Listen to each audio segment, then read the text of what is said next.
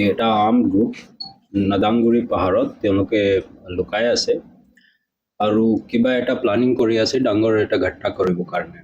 So এইটো সংক্ৰান্তে আমাৰ additional S P headquarter SDPO DSP আৰু ষ্ট্ৰং পুলিচ ফ'ৰ্চ এটা অপাৰেশ্যন আমি প্লান কৰিছোঁ search and cordon and search কাৰণে। তেওঁলোকে তাতে গ'ল, ভিতৰত যেতিয়া তেওঁলোকে সাৰ্চ কৰি আছিলে মৰ্নিং around 6 AM তেওঁলোকত ফায়াৰিং হ'ল। পুলিচ টিম ৰিটেলিয়েটৰী ফায়াৰিং কৰাৰ পিছত তেওঁলোকে যেতিয়া সাৰ্চ কৰিলে ইনজাৰ্ড মানুহ এটা পাইছে।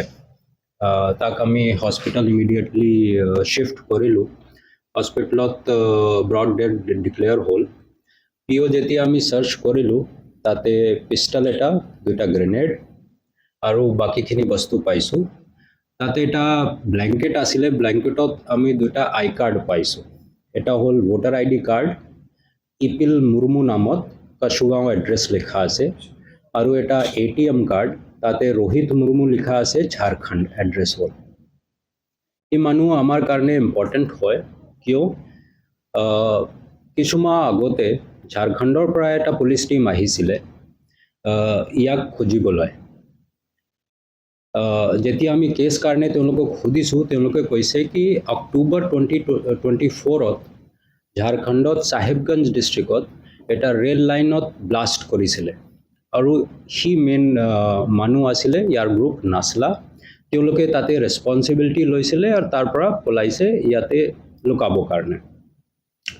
আৰু যেতিয়া আমি সুধিছোঁ তো তেওঁলোকে কৈছে 2015ৰ পৰা কেইবামান ঘটনা সি কৰিছে, ব্লাষ্ট, কিডনেপিং, তেনেকে, আৰু 10 বছৰমান তাতে সি এক্টিভ হৈ আছিলে। ইয়াৰ ষ্ট্ৰং মাওইষ্ট কানেকশ্যন তেওঁলোকে ওলাইছিলে, সেইটো কাৰণে তেওঁলোকে NBW লৈ পেলাই ইয়াতে আহিছিলে। আমি আমাৰ যেতিয়া ৰেকৰ্ড চাইছোঁ তাতে আমাৰো এটা আৰ্মছ এক্টৰ কেছ হয় 2014ত, তাতে ইয়াৰ NBW হৈ আছে, আমি খুজি আছিলোঁ তাক। আপোনালোকে জানে কি 23 তাৰিখে মৰ্নিঙত এটা ঘটনা হৈছে আমাৰ ডিষ্ট্ৰিক্টত, তাতে সেম মডাছ অপাৰেণ্ডি যেনেকে 24ত ঝাৰখণ্ডত হৈছে, সেম মডাছ অপাৰেণ্ডি ইয়াতে হৈছে।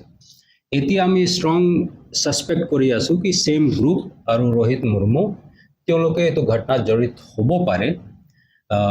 এতিয়া আমাৰ ইনভেষ্টিগেশ্যন সেইটো ফাললৈ যাব, তেওঁলোকৰ কিবা কানেকশ্যন আছে না, কিন্তু আমাৰ ষ্ট্ৰং ছাছপিশ্যন এতিয়া যেনেকে চাৰ্কামষ্টেঞ্চিয়েল এভিডেন্স হৈছে আৰু তেওঁলোকক আমি ইয়াতে পাইছোঁ, চ' কিবা এটা লিংক ষ্ট্ৰংলি আছে, কিন্তু কেনেকে কি এভিডেন্স আছে ইনভেষ্টিগেশ্যনত আমি পাই যাম। এনকাউণ্টাৰ হোৱা পিছত বাকীখিনি মানুহে পাহাৰ আৰু ওপৰত গৈছে, আমাৰ দুটা টিম এতিয়াও তাতে আছে, খুজি আছে। আমি আশা কৰি আছোঁ সন্ধিয়ালৈকে আৰু মানুহ পাব পাৰোঁ।